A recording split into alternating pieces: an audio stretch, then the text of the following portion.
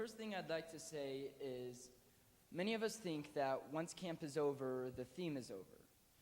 And that's actually part of the reason I believe I was told to preach, because really it's not. Once camp is over, you still should live out the all-in theme.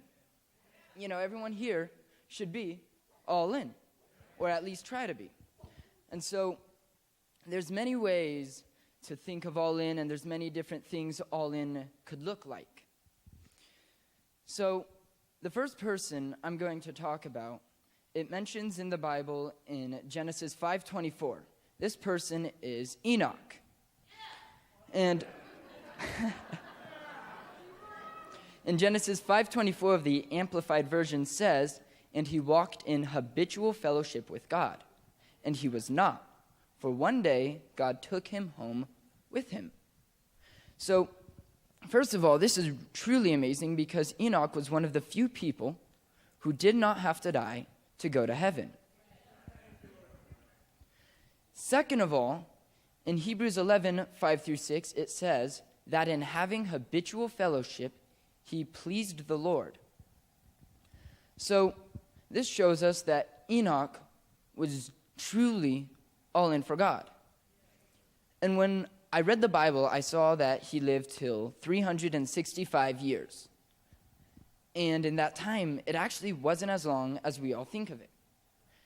I compared it to how long the average man lives to nowadays, and in comparison, he only would have lived 29 years. And in that, about more than a third of his life, he did the one thing that very, very few others, I believe only one other person, went to heaven without having to die.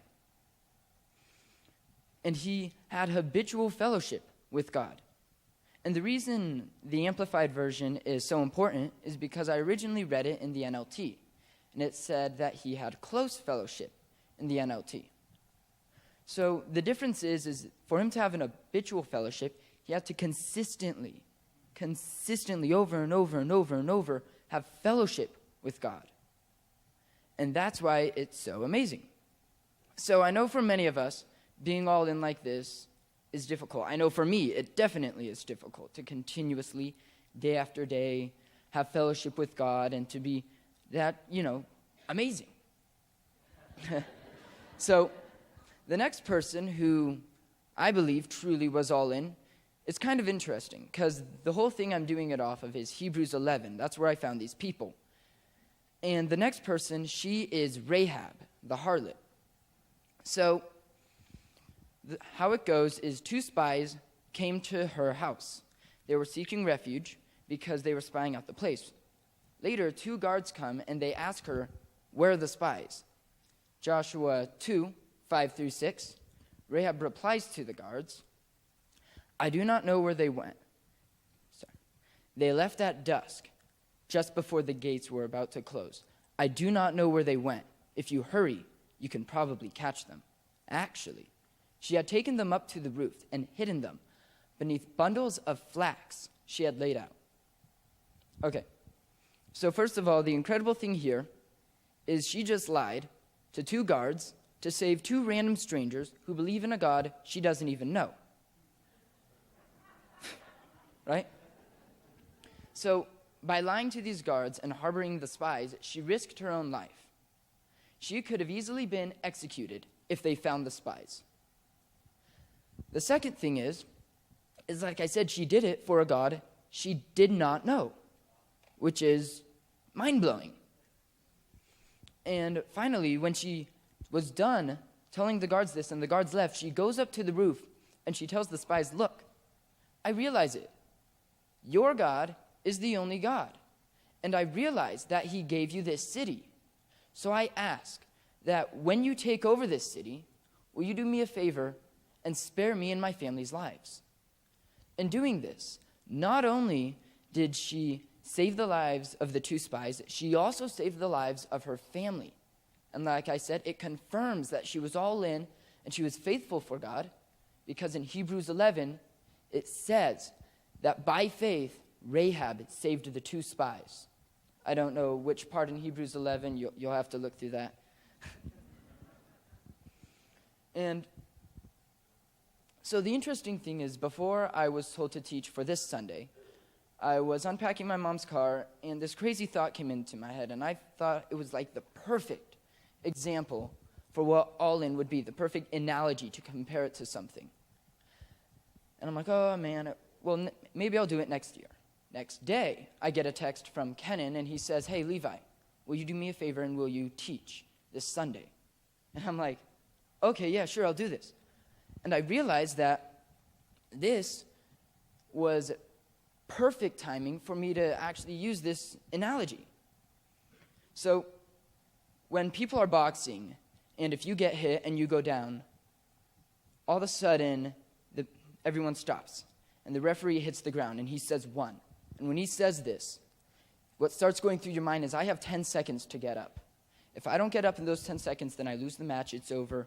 I mean, I still get my consolation prize, but it's over. I lose the match. 2. If I get up, I will get hit again. I will keep boxing. I will keep fighting. And I might not even have a guaranteed chance to win. 3. If I get up, I might go down easier. I might go down harder. Next time, it might be worse. 4. And you hear your friends on the sidelines screaming at you, get up, get up, get up. And you think, why are they telling me to do this? Right? Why are they telling me to get up? 5. If I get up, I don't have a guaranteed chance to win. I could probably go down again, and next time not get up. 6. And then you realize, if I don't get up, then every time after that, it's easier to just stay down. Every time after that, it's easier to get hit down. 7. If I don't get up, I am giving up the match, and it is showing everyone, not only my friends, not only my teammates, but everyone else, the enemies out there, that I am an easier target. 8. If I don't get up, I will never know if I could have won.